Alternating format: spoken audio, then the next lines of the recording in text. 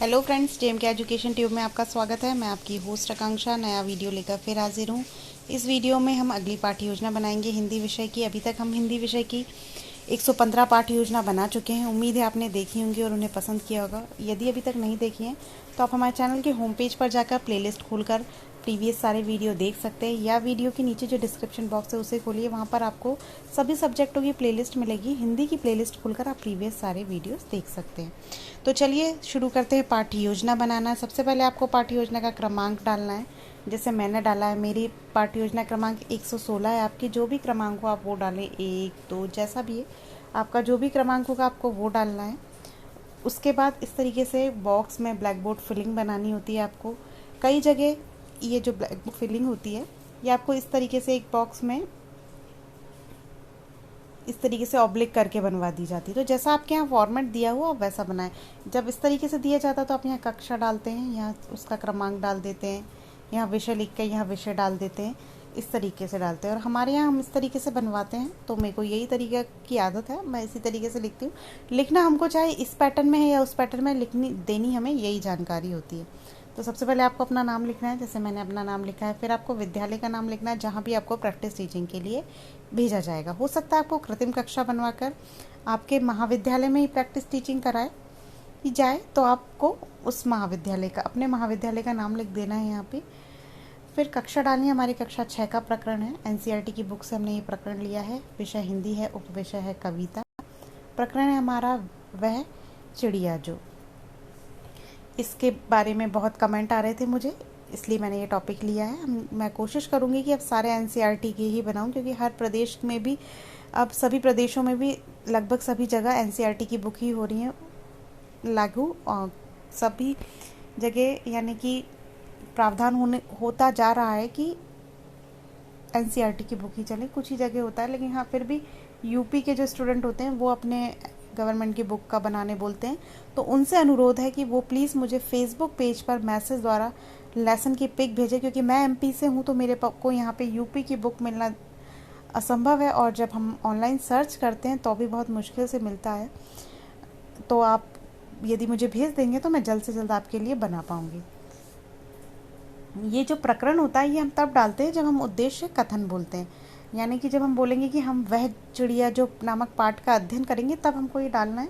कक्षा में जाते ही हम सारा चीज़ें ये सब भर देते हैं, लेकिन जो प्रकरण है वो हम तब भरते हैं जब हम अपना उद्देश्य कथन बोलते हैं। यहाँ पे आपको दिनांक, कालखंड और समय डालना है। अपनी आवश्यकता अनुसार डालें, जब पढ़ाएं वो दिनांक डाल दें आप। सामान्य उद्देश्य हमारा पहला पॉइंट होता है। सामान्य उद्देश्य में आपको वो लिखना है कि आप हिंदी क्यों पढ़ा रहे हैं बच्चों को। तो ये हमने पूर्वानुसार इसलिए लिखा है कि सारी पाठ्य योजना में एक समान होता है।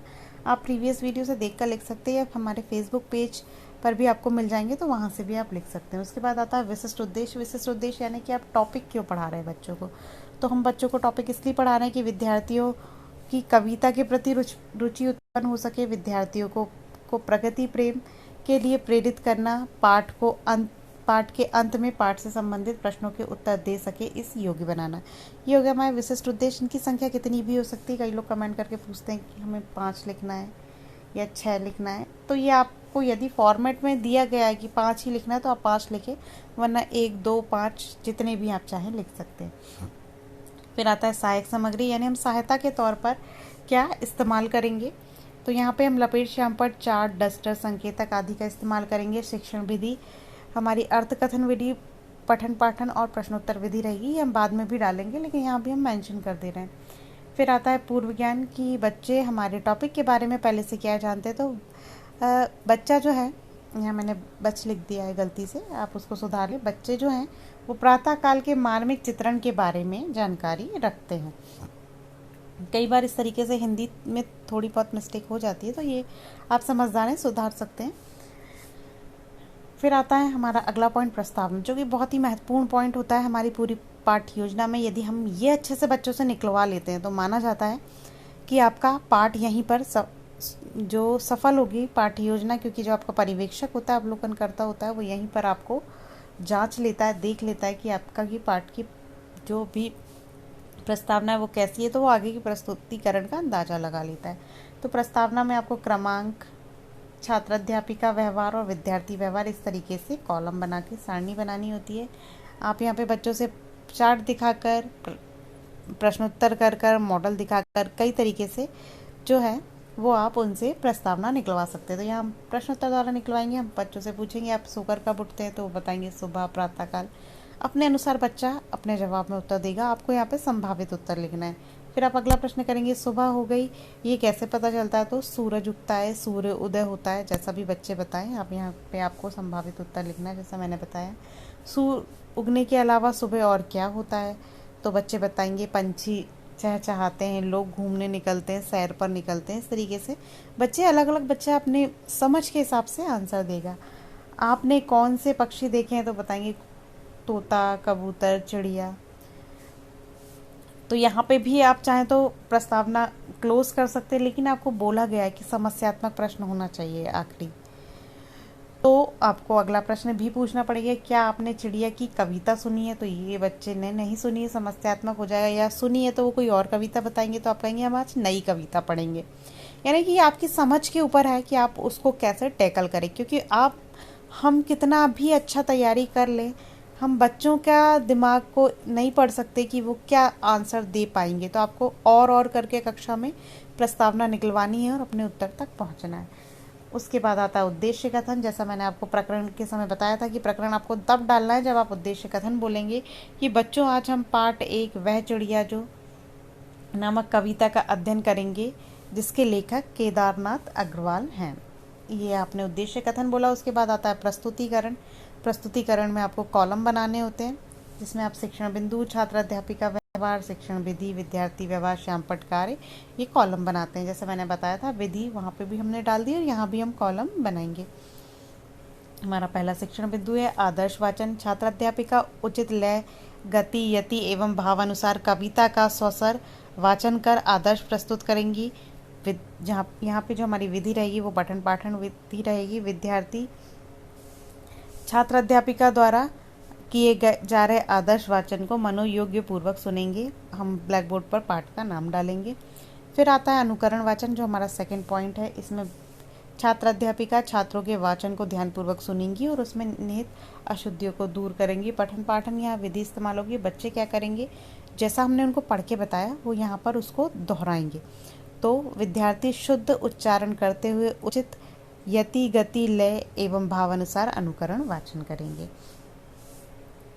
फिर आता है अशुद्धि संशोधन। छात्र अध्यापिका कविता में निहित अशुद्ध शब्दों को का शुद्ध रूप प्रस्तुत करेंगी। अर्थ कथन विधि का यहाँ इस्तेमाल होगा। विद्यार्थी छात्र अध्यापिका की बातों को ध्यानपूर्वक सुनेंगे।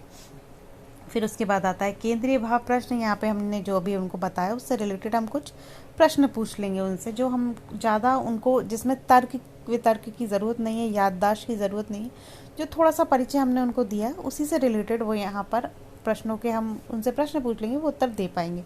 जैसे कि प्रस्तुत कविता के रचयिता कौन है, तो ये हमने ब्लैक बोर्ड पर भी लिखा हुआ होता है, तो फटाक से बता देंगे। और यदि नहीं लिखा है, मिटा दिया है आपने, तो फिर से ब्लैक बोर्ड पर लिख दें, जिससे जिन बच्चों को नहीं आ रहा है उन्हें भी आ जाए।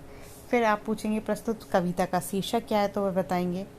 फिर प्रस्तुत कविता में क्या भाव निहित है, तो प्रकृति प्रेम का भाव निहित है। तो सारे आंसर जो बच्चे बताते जाएं आप ब्लैक बोर्ड पर लिखते जाएं, जिससे कि आप जो बच्चों को अभी तक नहीं आ पाया है उन्हें भी आ जाए। फिर हम अगला पॉइंट है हमारा शब्दार्थ। यहाँ पर हम उनको कठिन शब्दों के अर्थ बताएंगे। बच्चे नए शब्दों को सीखेंगे और उनका भावार्थ कर अपनी पुस्तिका में उतारेंगे। ब्लैक बोर्ड पर आपको शब्दार्थ बताने हैं उनको।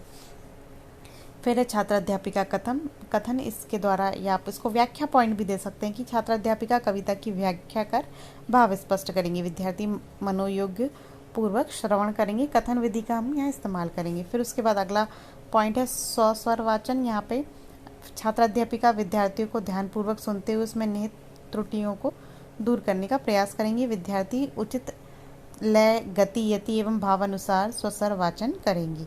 यहाँ पर वो पाठ को पढ़ेंगे बच्चे, और विद्यार्थियों में जो भी गलती करते हैं शिक्षक उसे सुधारेंगे। पठन पाठन विधि का यहाँ पे इस्तेमाल किया जाएगा। भाव विश्लेषण प्रश्न, यानी कि अब जो कविता से रिलेटेड है वो कुछ हम प्रश्न बच्चों से कर लेंगे। जैसे कविता में किस रंग की चिड़िया का उल्लेख किया गया है, तो नीले रंग की चिड़िया का उल्लेख किया गया है। तो यहाँ पर आप उसे ब्लैक बोर्ड पर भी लिख देंगे, सुधार करके लिख देंगे। फिर चिड़िया को किन किन चीज़ों से प्यार है, तो अन्य, वन, एकांत, नदी, तो ये सारी चीज़ें भी आप ब्लैक बोर्ड पर लिख देंगे। नीले पंख वाली चिड़िया का स्वभाव कैसा है, तो संतोषी स्वभाव की चिड़िया है, कविता में ये आया ही हुआ है तो बच्चे बता पाएंगे। चिड़िया किसे अपना मधुर गीत सुनाती है, तो बूढ़े वन, बाबा तथा उसके वृक्षों को, तो ये भी आपको ब्लैक बोर्ड पर लिखना है।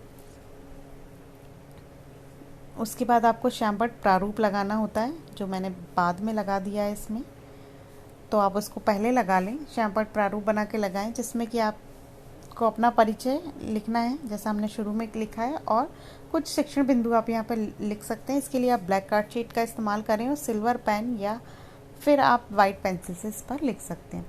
फिर उसके बाद मूल्यांकन प्रश्न, यानी जो हमने पाठ में उन्हें पढ़ाया, समझाया, एक्सप्लेन किया, अब उसकी मूल्यांकन की बारी है, तो हम कुछ प्रश्न कर लेंगे। इनको आप लपेट श्यामपट्ट पर लिख कर ले जा सकते हैं, और जिससे कि आपके समय की बचत होगी। आप कक्षा में लपेट श्यामपट्ट टांग देंगे और उनको पढ़कर बता देंगे, तो आपका उनसे नियंत्रण भी नहीं जाएगा। फिर आता है गृह कार्य। हम अगले दिन के लिए उन्हें होमवर्क देंगे, और हमें पिछले दिन का होमवर्क भी चेक करना है, क्योंकि आपको अब इंटर्नशिप बहुत लंबी होने लगी है। पहले तो 1 साल का बीएड होता था तो काफ़ी कम होती थी, लेकिन अब हर जगह 2 साल का बीएड हो गया है।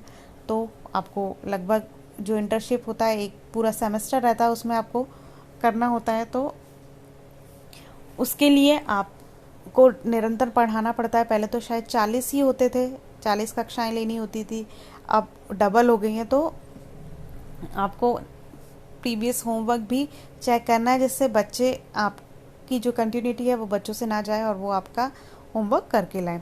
फिर उसके बाद आता है टिप्पणी। जो भी पर्यवेक्षक होगा टिप्पणी देकर बताएगा कि पाठ का प्रस्तुतिकरण कैसा था, अच्छा था, बुरा था, क्या सुधार की आवश्यकता है, यानी लेसन प्लान से related good point, bad point और उनके सजेशन। उसके बाद आता है हस्ताक्षर का कॉलम। आपके हस्ताक्षर और पर्यवेक्षक के हस्ताक्षर। आप चाहें तो यहाँ पर विषय शिक्षक के हस्ताक्षर का कॉलम भी बना सकते हैं। यहाँ पर पाठ्य योजना समाप्त होती है। कैसी लगी कमेंट करके ज़रूर बताएं। अच्छी लगती है लाइक कीजिए, दोस्तों से शेयर कीजिए। धन्यवाद। जय हिंद।